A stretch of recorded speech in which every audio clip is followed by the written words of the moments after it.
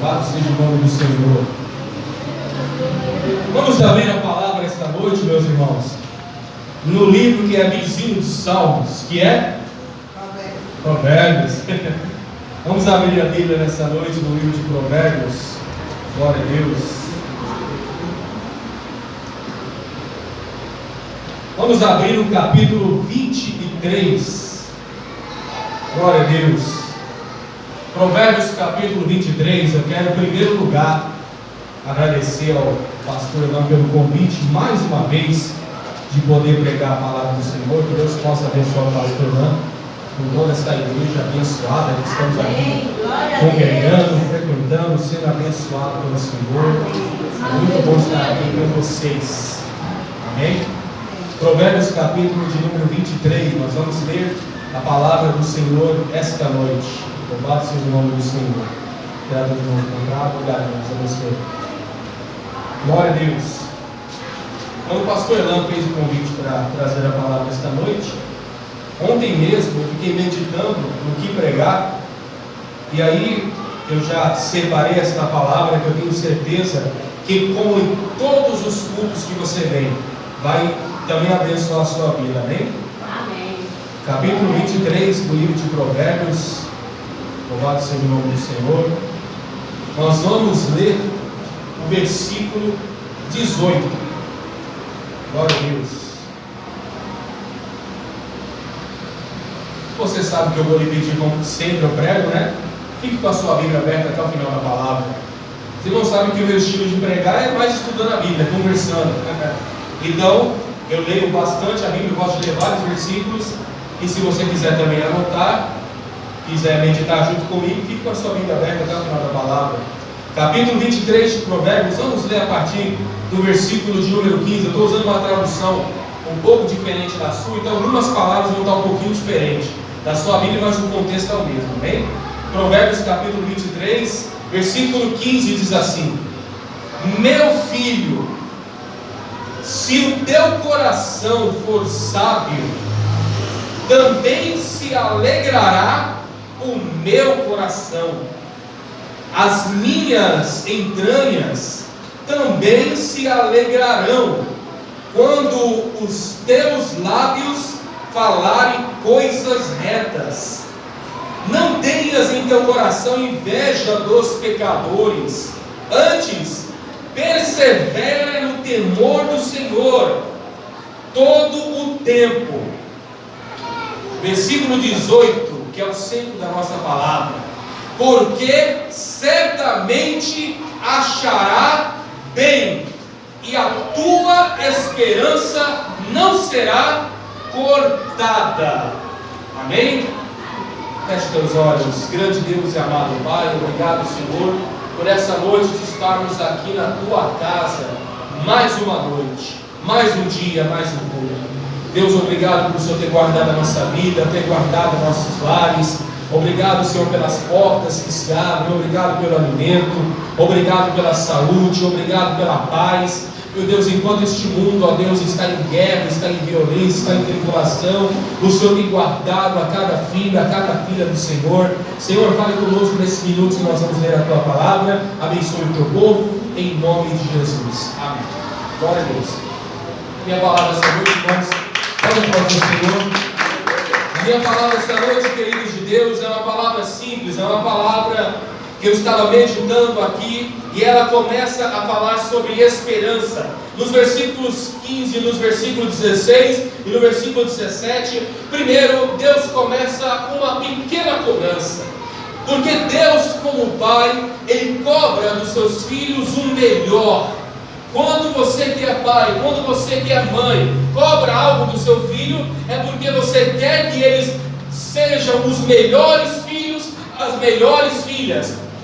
A cobrança divina de Deus não é uma cobrança pesada, não é uma cobrança que vai trazer algum prejuízo. Ao contrário, a cobrança de Deus, toda vez que é falado pela palavra do Senhor, ela sempre vai trazer todas as sortes de benefícios. Quando Deus lhe cobrar algo, quando Deus lhe pedir algo, quando Deus tocar no seu coração para fazer algo, nunca será para o pior, sempre será será para o seu melhor, para o seu crescimento, para a sua prosperidade, para você avançar um pouco mais, ou como nós pregadores sempre dizemos, para alargar mais as tendas, para você poder se estender mais, para você conquistar mais, para você tomar mais posse de bênção. O versículo 15 ele vai dizer assim, novamente a leitura: meu filho, se o teu coração for sábio, também se alegrará o meu coração. Ele começa dizendo: se você for sábio aos olhos de Deus, você vai alegrar o coração de Deus. Uma pessoa sem sabedoria, ela destrói a própria casa. Uma pessoa sem sabedoria, ela destrói o local de trabalho. Uma pessoa sem sabedoria, ao invés de semear a paz, ao invés de semear a bênção, ao invés de reinar um lar de harmonia, um lugar de harmonia, sempre vai ter perseguição. Perseguição que muitas vezes é causada pela própria pessoa. Mas quando Jesus estava no Sermão da Montanha, em Mateus capítulo 5, ensinando, um dos versículos que eu mais gosto do Sermão da Montanha é quando ele diz: bem-aventurados são os pacificadores, porque eles serão chamados filhos de Deus. O que quer dizer a palavra pacificador? Pacificador é a pessoa que traz a paz. É a pessoa que aonde ela chega, a paz do Deus Todo-Poderoso chega com ele e chega com ela. E aquele momento que você vê situações difíceis acontecendo, ou uma pessoa triste, ou uma pessoa necessitando de uma palavra amiga, e você, como é um servo de Deus, uma serva de Deus, só a tua presença já traz paz para aquele lugar. Se você é prova disso, talvez algum dia você já ouviu alguém dizer isso para você: eu me sinto tão bem quando eu falo com você, eu me sinto tão em paz quando você está do meu lado. Não é porque você é uma pessoa bacana, legalzinha. Isso é importante também, é claro. Ninguém gosta de uma pessoa chata, uma pessoa briguenta, uma pessoa mal-humorada. Ninguém gosta disso não, meu irmão. As pessoas querem uma pessoa alegre, uma pessoa simpática. Mas eu estou falando de algo que vai além da simpatia, que vai além daquele jeito. Eu estou falando da presença de Deus, que você deve ter, que você já tem e que você continua tendo todo dia. O texto diz: meu filho, se o teu coração for sábio, também alegrará o meu coração. Deus fala, quando você tem sabedoria nas suas palavras. Como é que eu tenho sabedoria nas palavras? Quando eu sei usar as palavras certas nas horas certas. Quando eu sei trazer uma palavra de decisão em um momento de tribulação, em um momento de luta. As palavras têm que saber usadas corretamente. Vamos usar o exemplo na prática, porque o melhor de tudo é poder colocar na prática o que aprendemos na igreja. Vamos fazer uma simulação. Imagine um quadro em que uma mulher tem em casa um marido alcoólatra. Ou pode ser o contrário, porque tem mulher que bebe também. Uma situação em que o homem tem uma mulher alcoolizada em casa. E a pessoa chega em casa embriagado.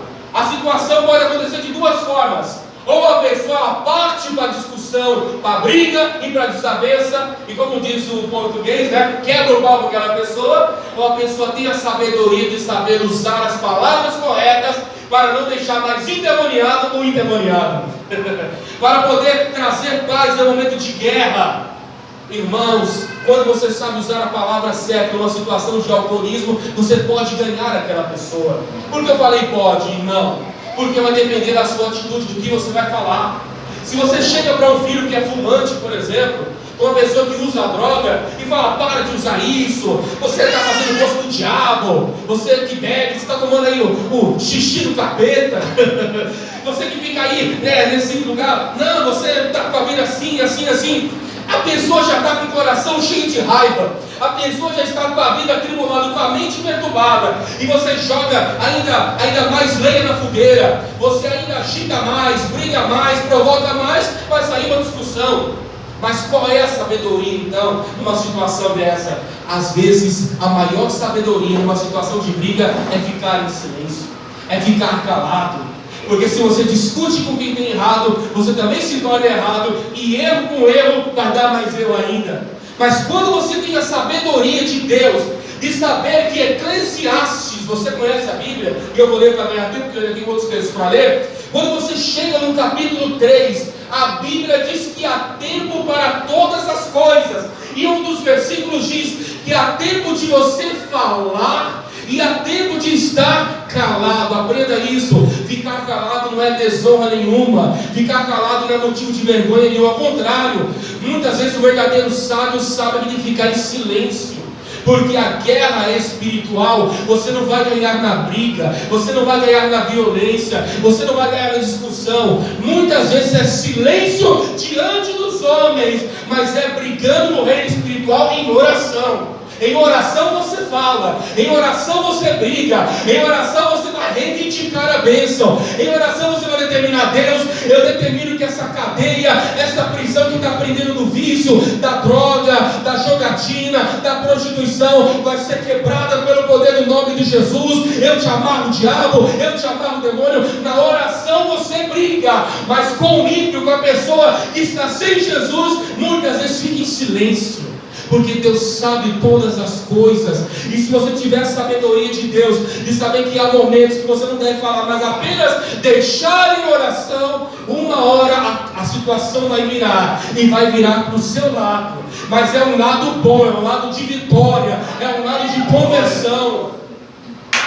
Aleluia! Glória a Deus! A Bíblia diz, meus irmãos, eu não vou ler para ganhar tempo, mas a Bíblia diz que isso vale para os homens também. Quando a mulher tem sabedoria, ela vai ganhar até o marido com silêncio, com as atitudes. O homem também, quando o homem tem sabedoria, ele vai ganhar a esposa. Irmãos, a Bíblia vai dizer assim, lá no livro de Efésios, vai dizer: filhos, não provoquem a ira dos vossos pais. Pais, não provoquem a ira dos seus filhos. Ou seja, vale para os dois lados. O filho para com o pai e o pai para com o filho.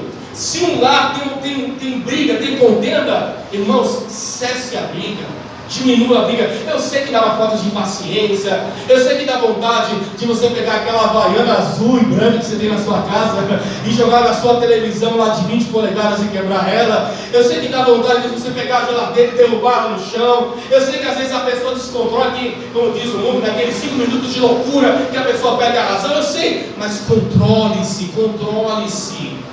Irmãos, Jó viu a sua casa ser destruída totalmente. A história de Jó é o maior exemplo disso. Vamos ler. Eu ia pregar outra coisa, mas como quem diz a palavra é Deus, e Deus está direcionando a palavra ao outro lado, eu vou para o lado que Deus está tocando, amém? Eu ia ler outro texto, mas eu vou para o livro de Jó, capítulo de número 1. Se você está no livro de Provérbios, você vai voltar para o livro de Salmos, e você vai voltar para o livro de Jó. Jó está antes de Salmos. Jó, capítulo de número 1. Eu ia ler outra coisa, mas Deus me toca para ler esta palavra. Jó, capítulo de número 1. Glória a Deus. Está antes do livro de Salmos. É do lado, é 2 livros a menos. Porque, irmãos, Jó é o melhor exemplo de autocontrole. Jó é o maior exemplo de domínio próprio. Sabia que domínio próprio é um dos dons do Espírito Santo, diz a Bíblia? Domínio próprio. Jó, capítulo de número 1. Como o texto está um pouco diferente da sua Bíblia, vai mudar algumas palavras. Água super gelada, e assim que é bom, hein? Jó, capítulo 1. Mas deixe marcar o Provérbios que depois nós voltamos. Versículo 1 também. Jó 1. Diz assim a Bíblia, a palavra de Deus. Na sua Bíblia está lá: havia um homem. Na minha está: houve um homem. Então eu vou denunciar na minha Bíblia, acompanhe. Houve um homem na terra de Uz, que se chamava Jó. Não é Jô, é Jó. Este era homem perfeito, reto e temente a Deus, e se afastava do mal. Vamos entender as características que tinha Jó. Em primeiro lugar, este versículo 1 a parte B diz que se chamava Jó. Este homem, que eu estou pensando na tradução das melhores. Sempre sou acostumado a ler a mesma tradução dos irmãos, e eu estou lendo uma tradução só que na minha cabeça está outra. Ele era homem perfeito. Aí você vai dizer: mas não existe ninguém perfeito. Eu concordo com você. Quando a Bíblia está dizendo homem perfeito, não é homem que não tinha erro, que não tinha pecado. Não existe isso, meu irmão. Até que quando a pessoa fica dando de santão demais, esses são os mais perigosos. Eu não confio em gente assim que é muito santão, muito corretão, muito espiritual. Mas eu tenho 33 anos de igreja, já vi isso tudo sem imaginar. Então, quando a pessoa fica bancando de santão, eu sou um bonzão, eu sou mega espiritual, eu sou isso, aquilo, outro. Não, meu irmão. Tanto é que quando alguém me pergunta para mim, o que você acha, o que você é diante de Deus? Eu sempre falo assim, você quer saber quem sou eu? Leia 1 Timóteo capítulo 1, versículo 15, vai ver quem sou eu. Ali está definido exatamente quem sou eu. Vai dizer ali que eu sou o principal dos pecadores. Eu sou errado, eu sou cheio de falha, eu sou ser humano. Mas quando a pessoa fica, desculpa a expressão que ela é meio feia para se falar, mas é a verdade, quando a pessoa fica arrotando santidade demais, fica todo esses aí são os mais perigosos, meu irmão. A perfeição aqui de Jó, meu irmão, não era perfeição no sentido literal da palavra, era no sentido de incorruptibilidade. Eita, agora complicou mais. Incorruptibilidade, o que quer dizer isso? Incorruptibilidade, que é uma palavra difícil de falar, quer dizer aquela pessoa que Deus não acha culpa nela, aquela pessoa que Deus olha para ela e fala: aquela pessoa tem erro, tem falha, mas está me agradando com a sua vida diante de mim. É aquela pessoa que é falha e pecadora, mas busca se esforçar o máximo para ser o melhor na presença de Deus e na presença dos homens, porque a Bíblia vai dizer, meus irmãos, em Romanos capítulo 12, versículo 1 e 2: não vos conformeis com este mundo, mas transformai-vos pela renovação do vosso entendimento. Transformar o mundo quer dizer, seja diferença no mundo diferente, tenha atitudes diferentes diante de pessoas indiferentes. E a Bíblia vai dizer que nós devemos fugir da aparência do mal. Então, você tem que ser diferente, ter atitudes diferentes em um mundo indiferente, em um mundo que não vai compreender a sua fé. Eu não vou chegar nessa parte da fé, não vou chegar lá, que está um pouco mais para frente da minha leitura. Então, esse homem perfeito aqui, não é que Jó era o perfeitão, o bonzão. Jó tinha erros, só que essa tradução da Bíblia que eu estou usando, eu acredito que eu não vou achar a palavra que eu queria aqui ler para os irmãos, mas segue o versículo que eu vou ler aqui nessa noite. Deixa eu ver se eu encontro. O capítulo 1, versículo 22. Veja só o que a Bíblia fala sobre Jó. Jó 1, 22. Em tudo isto não pecou Jó, nem atribuiu a Deus falta alguma. Em tudo isto não pecou Jó e não atribuiu a Deus falta alguma. A Bíblia está dizendo que Jó era um homem que Deus olhava para ele e a vida dele agradava a Deus. É o que eu li no começo da palavra. Quando você tem sabedoria, quando você é sábio, quando você agrada a Deus, Deus também se alegra com você. Agora veja, observe Jó, aqui no capítulo, estou tirando os princípios da cabeça, que estou lembrando aqui, porque a tradução da Bíblia, como está muito diferente, então o meu raciocínio está indo um pouco diferente do que eu queria ler aqui. Mas vamos lá. Isso, é o versículo 25, nós vamos ler primeiro 26, capítulo 2. Esse ventilador aqui me ajuda. Eu viro a página aqui, até virou a página aqui. Jó, capítulo 3, me desculpe. Jó, capítulo 3, vamos ler primeiro o versículo 26. Olha só o que diz: nunca estive em paz, nem sossegado, nem repousei, porém veio sobre mim esta confusão. Você pensava que Jó era o santão? Jó era o perfeitão? Não, eu vou mostrar para vocês os pecados que Jó cometia, para você ver. Irmão, sabe o que eu acho legal na Bíblia? Eu amo a palavra de Deus. Desculpa a minha expressão aqui. A Bíblia não esconde os podres de ninguém. Você vê os podres de Davi, você vê os podres de Paulo, você vê os podres de Abraão, você vê os podres na gíria quer dizer as coisas erradas. Você vê os podres de Moisés, você vê os podres de Pedro, de Judas nem se fala então. Você vê de Salomão, mas que homem errado era Salomão? Muita gente diz que Salomão é um homem sábio. Não, Salomão é uma das pessoas que menos sabedoria tinha. Não, mas Jesus falou que ele era um homem sábio, sim, não. Mas tem uma frase que diz que o peixe ele morre pela boca. Qual é o homem na Bíblia que mais pregou e mais falou sobre o perigo entre o homem e a mulher de cometerem coisas erradas? Foi Salomão. E como foi que Salomão se desviou? Por causa de uma mulher. Tudo aquilo que ele pregava, que ele falava, que ele ensinava, na hora do vamos ver, ele mesmo caiu na própria palavra, porque não vigiou. Infelizmente morreu afastado do caminho do Senhor. Existe uma grande dúvida aí entre as pessoas que estudam a Bíblia, se Salomão morreu desviado ou não. Eu acredito que ele morreu desviado.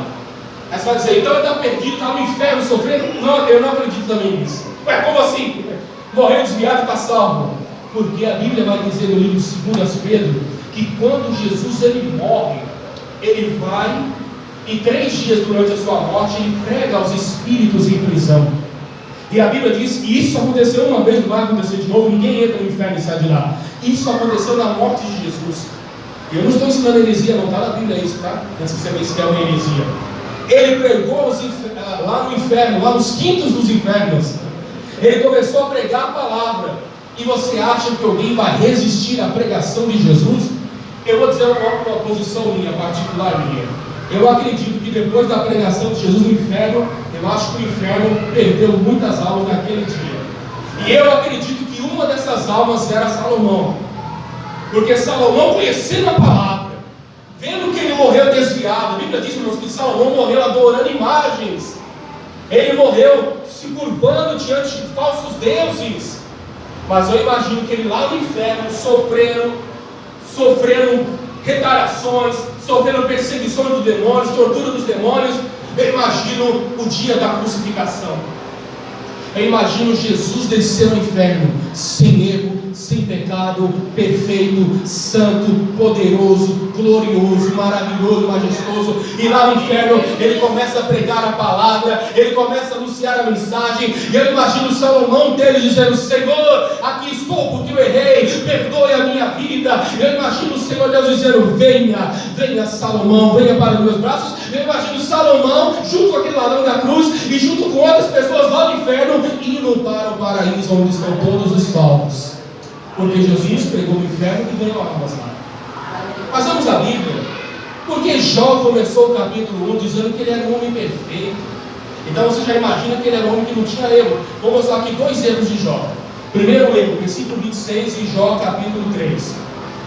Nunca estive em paz, nem sossegado, nem repousei, porém veio sobre mim a confusão. Irmão, uma pessoa que tem Deus dizer que nunca teve paz, uma pessoa que diz que tem Deus e nunca ficou tranquila, essa pessoa é perturbada, meu irmão. Uma vez eu conheci uma moça que ela pedia muita oração para mim, e ela falava assim que ela enxergava o diabo à noite vindo na casa dela conversar com ela. Ela via o demônios, e o diabo aparecia para ela para conversar com ela. Sabe o que era isso? Demônio. É aquele tipo de pessoa que se você botar a mão na cabeça, cai endemoniado na hora. Essas pessoas que andam dizendo que veio o diabo, veio o demônio aparecendo para ela. Ah, quer dizer então que isso não pode aparecer para o homem de Deus? Claro que pode, uma vez ou outra. Mas não para colocar aquela perturbação: oh, o diabo apareceu para mim, que medo. Ao contrário, meu irmão, nós somos cheios do Espírito Santo. Se aparecer algum diabo, algum demônio, alguma entidade, nós temos a maior arma que há nesta terra, que não é o calibre 38, que não é nenhuma metralhadora, nem bomba atômica. Nós temos o poder do nome de Jesus, e no poder do nome de Jesus, você pode dizer: o diabo saia, demônio saia, entidade saia, doença saia, mal desapareça, e eu te apago e te repreendo no poder do nome de Jesus. O diabo é obrigado a sair, ele não vai pedir, ele não vai ficar aí resistindo, não. Irmão, diante do nome de Jesus, todo demônio é obrigado a cair por terra. Use a autoridade que há no seu nome. Então ele diz: nunca estive em paz, nem sossegado, nem repousei, porém veio sobre mim a confusão. Ele está dizendo: a minha mente é confusa, meus pensamentos são confusos. Irmãos, Jó precisava buscar um pouquinho mais de Deus. Está falando que Jó era um cara errado? Não, eu não estou dizendo não, meu irmão. Eu estou dizendo que ele era falho também, para você não colocar uma mega santidade em Jó, como muita gente fala, porque Jó era isso, Jó era aquilo. Não, meu irmão, ele era pecador. Segundo pecado que Jó tinha, esse pecado também é terrível. Versículo 25. do capítulo 3. Porque aquilo que eu temia me sobreveio, e o que me aconteceu, o que eu mais receava. Jó, ele era pessimista. O que é uma pessoa pessimista? É aquela pessoa que só espera a coisa errada acontecer. Está tudo em paz, Deus está abençoando, Deus está dando vitória, mas a pessoa pensa: estou achando que alguma coisa vai acontecer, hein? Estou achando que alguma coisa ruim vai acontecer. É muito estranho estar em paz, alguma coisa do diabo vai se levantar. A pessoa já fica chamando para si o mal e o problema. Meu irmão, a sabedoria de Deus é: não chame o problema, não chame a luta, não chame o diabo, não chame o Satanás. Ao contrário, chame a vitória de Deus. Se a tua casa, a tua família, a tua vida do seu emprego, a tua saúde, os problemas estão caindo na sua cabeça, como se fosse chuva de granizo, nesta hora, irmão, use o nome de Jesus e profetize a paz aonde você está. Determine a paz aonde você está. Profetize a vitória aonde você está, e a situação ela vai mudar pelo poder que é no nome de Jesus. Porque quando você invoca o poder que é no nome do Senhor, ali vai acontecer milagres para a glória de Deus. Aleluia! Louvado seja o nome do Senhor. E aí passou o tempo, passou dias, passou muito tempo a vida de Jó, passando por luta e tribulação.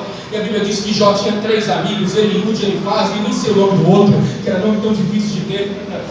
E aí passou o tempo, Jó aprendeu a lição. Qual foi a lição que Jó aprendeu? As coisas deveriam mudar quando ele começasse a orar. As coisas só vão mudar para melhor na vida de todo mundo quando essa pessoa começa a ter uma vida de oração. Vamos até o capítulo 42 de Jó. Ainda Jó, capítulo 42.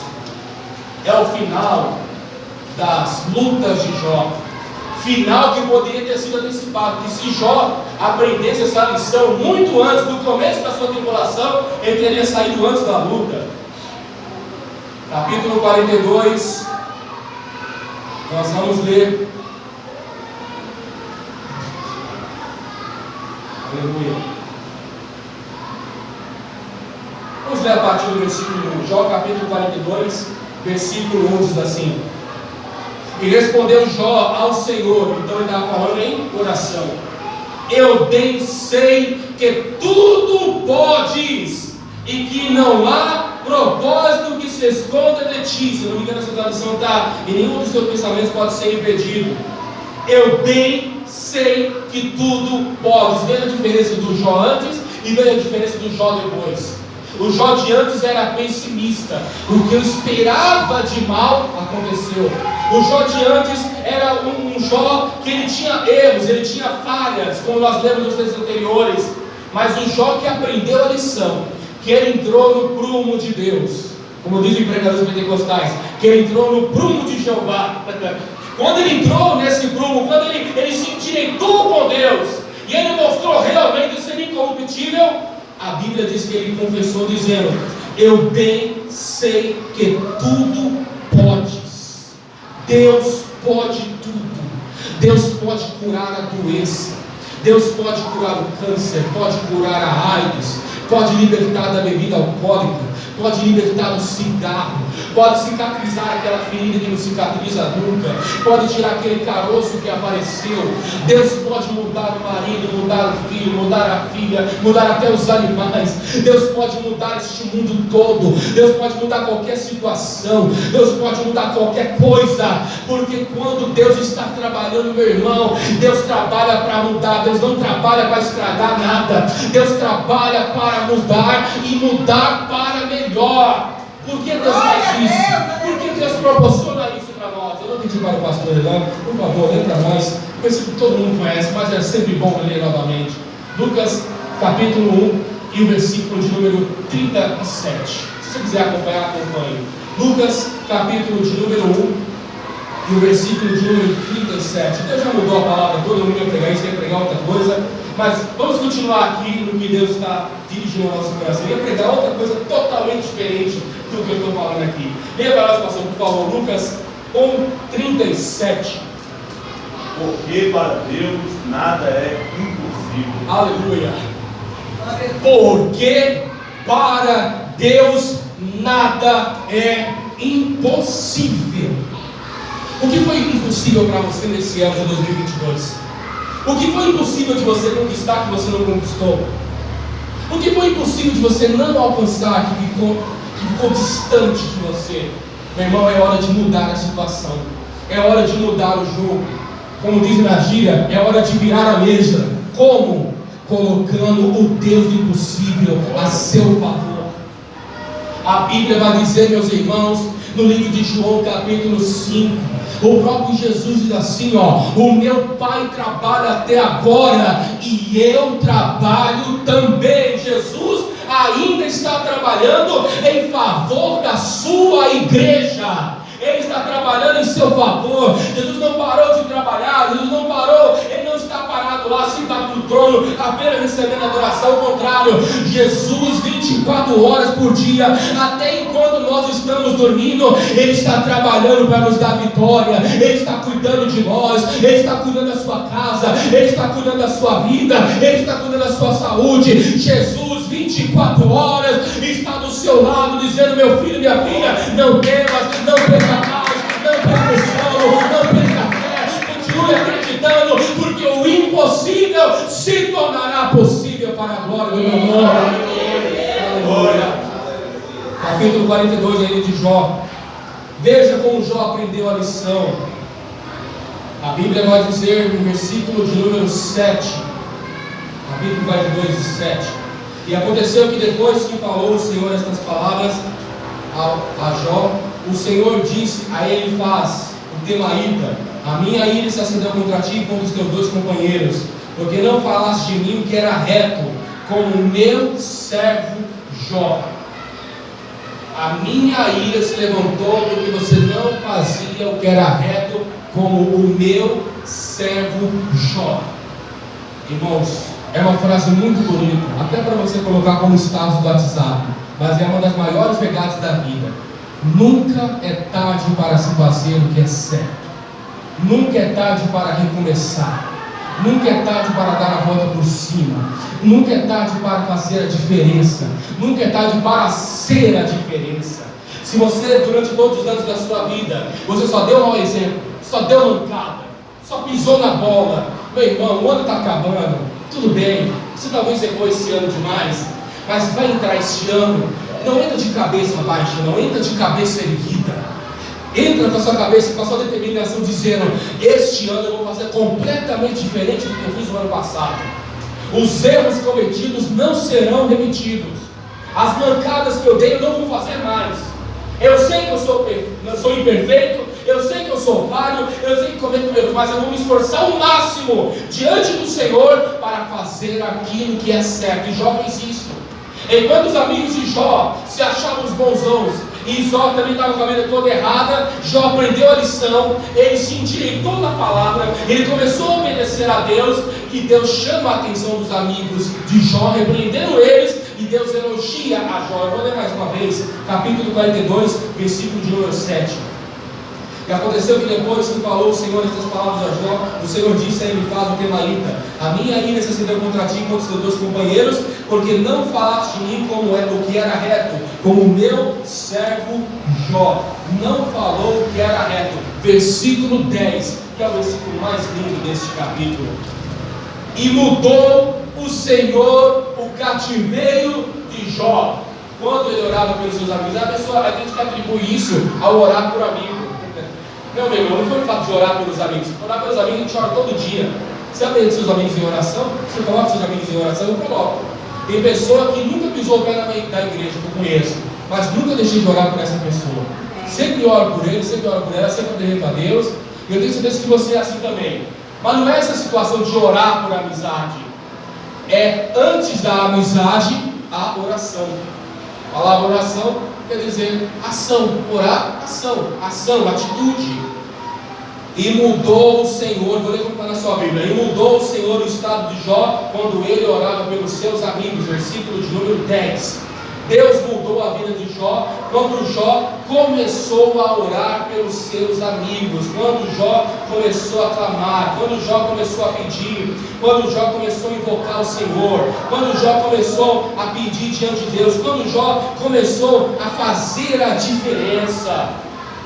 Eu vou finalizar, para nós entrarmos em oração. Eu só vou citar um segundo exemplo na Bíblia, de gente que começou errado, mas terminou fazendo o que é certo.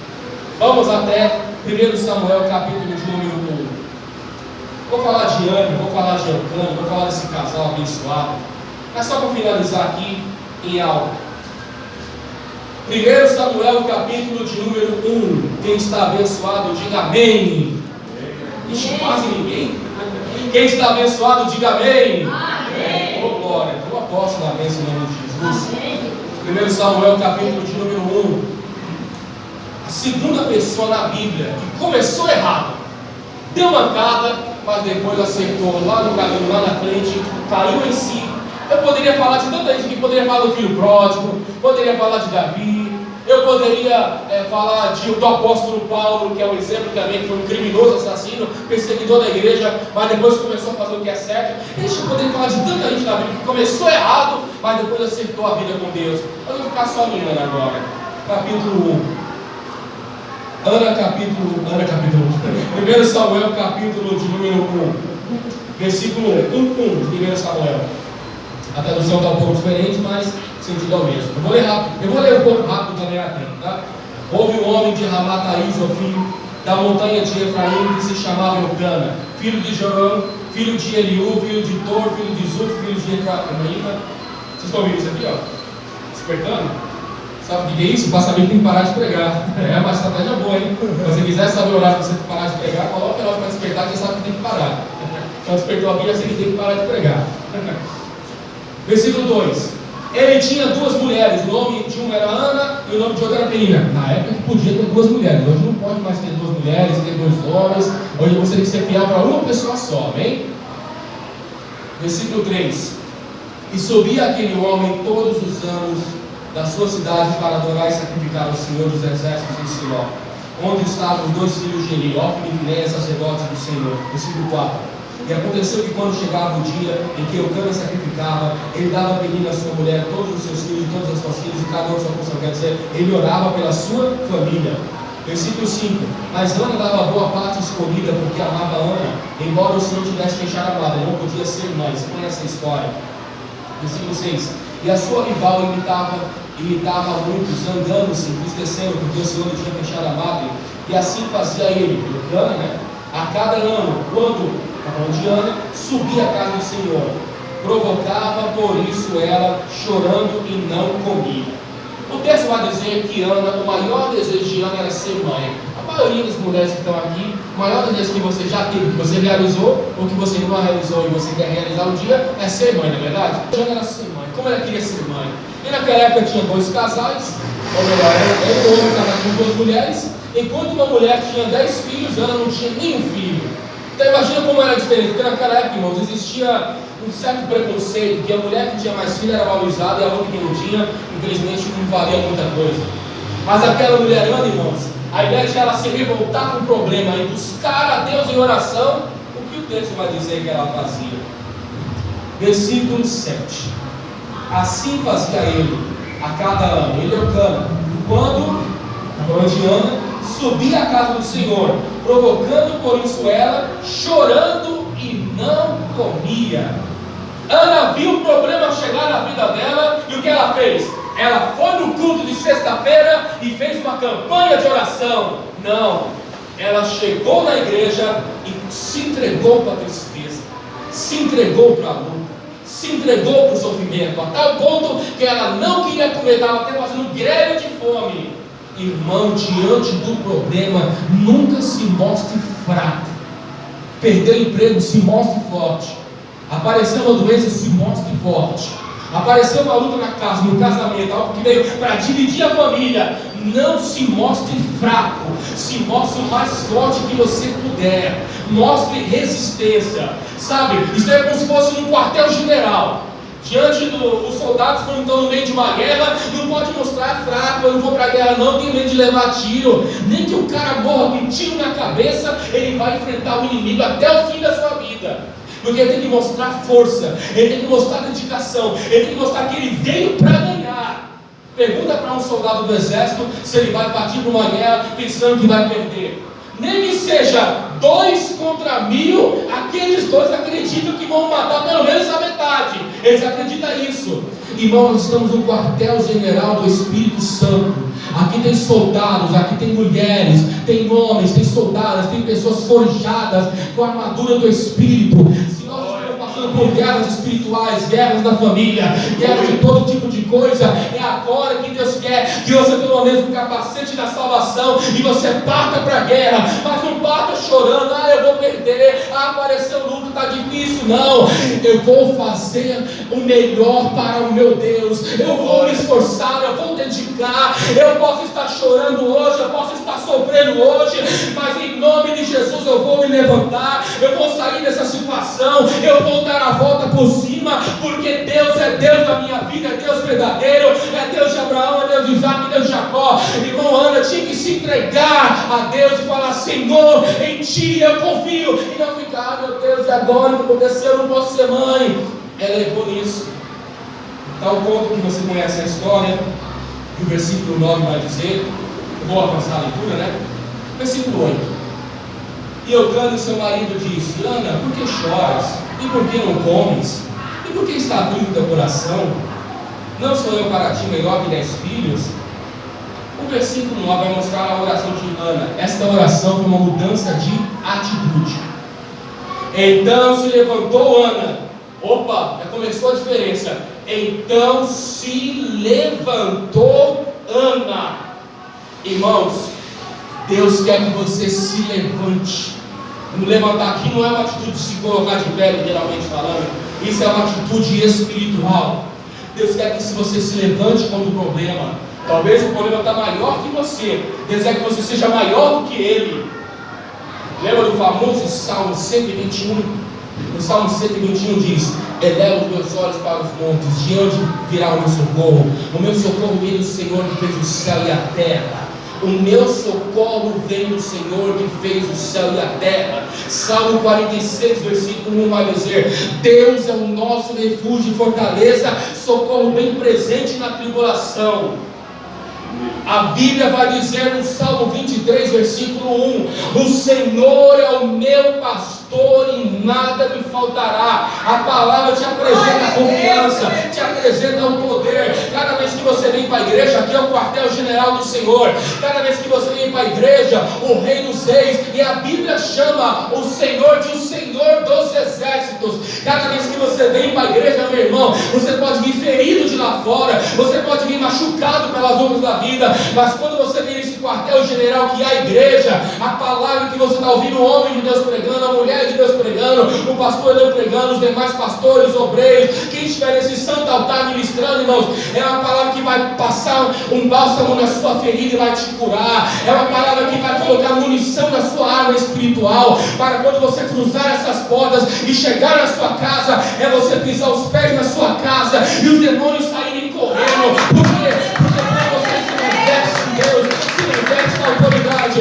se reveste do poder do Senhor, meu irmão, você não vai se revestir para perder, você vai se revestir para ganhar, porque a vitória é tua em nome de Jesus. Amém. Versículo 10 diz que Ana estava com amargura, diz que ela estava sofrendo, e vai passar o texto, vai passar este momento, até que chega no versículo de número 17, mas o 14, o 15 e o 16, Ana apresentou os seus problemas.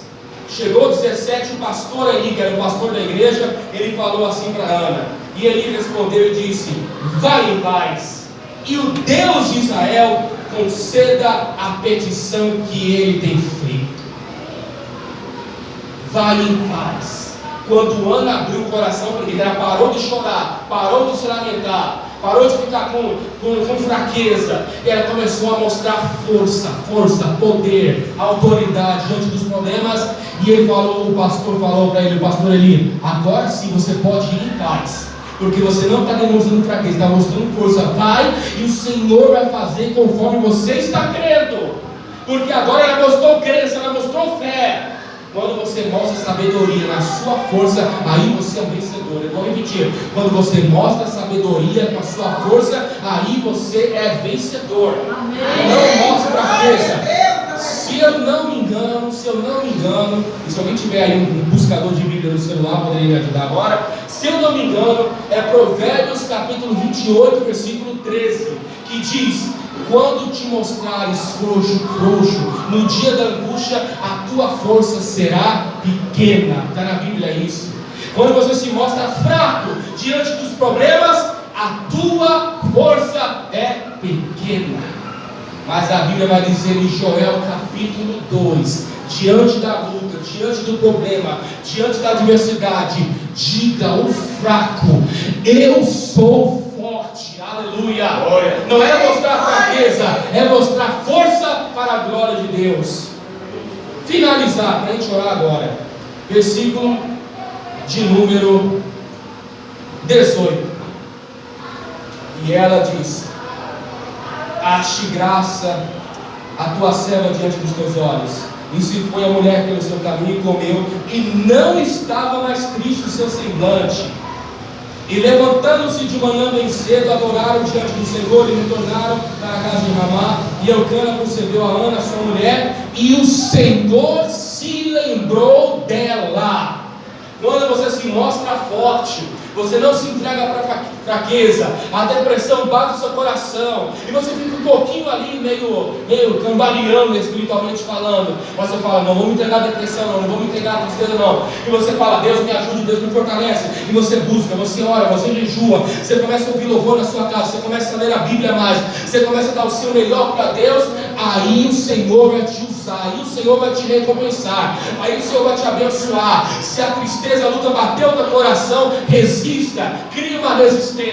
É igual ao computador. O computador tem uma coisa chamada firewall, sei lá como se define aquilo. É uma parede de fogo que não permite que o vírus entre no computador. Vai o vírus bater, o vírus não entra. Tenha um antivírus espiritual instalado no seu coração, para quando a luta vier, quando o problema vier, o vírus da tristeza, da luta possa até bater, mas não vai fazer efeito nenhum. Por quê? Porque na sua frente, irmãos, a Bíblia vai dizer no Salmo 34, no Salmo 37, vai dizer em vários passagens da Bíblia sobre a sua vitória. E um desses salmos, se eu não me engano, é o 37. Ele vai dizer: o anjo do Senhor acampa ao redor do que os teme e os livra. Aleluia. Quando a luta vier, quando a luta bater, meu irmão, fique em paz, porque os anjos de Deus estão ao seu redor. Aleluia. Ainda que o diabo possa querer bramar como um leão, é só apenas parecido com um leão, porque o leão de Judá, ele está do seu lado para lhe dar vitória e para lhe abençoar, meu irmão. Quando você é de Deus, quando você serve ao Senhor e você mostra resistência, força e não se entrega para o mal, a vitória é tua em nome de Jesus, para a glória do Senhor Deus.